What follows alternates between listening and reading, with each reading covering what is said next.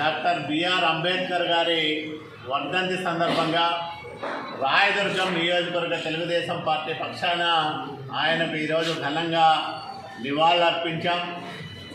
ఆయన చూపిన మార్గం సదా అనుసరణీయం, ఆచరణీయం. ఆయన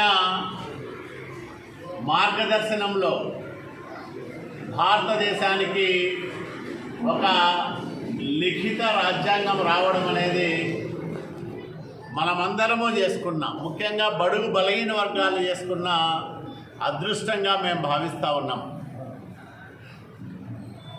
రాజ్యాంగ ధర్మాలను పాటిస్తూ అంబేద్కర్ గారి స్ఫూర్తిని కొనసాగించడమే మనందరి ముందు ఉన్న ప్రధాన కర్తవ్యాలని నేను మనవి చేస్తూ ఉన్నా.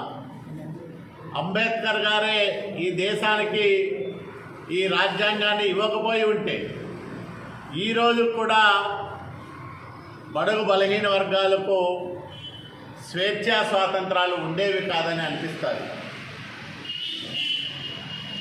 మాట్లాడే స్వేచ్ఛ, జీవించే స్వేచ్ఛ, ఎవరి భావాల మేరకు వాళ్ళు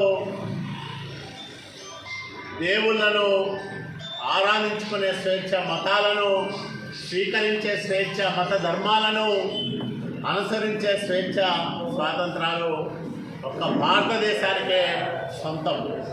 ఇలాంటి లౌకికవాద సమాజంలో అన్ని మతాల వాళ్ళను గౌరవిస్తూ, అన్ని కులాల వాళ్ళను అభిమానిస్తూ, పేదరికం లేని సమాజ నిర్మాణానికి తెలుగుదేశం పార్టీ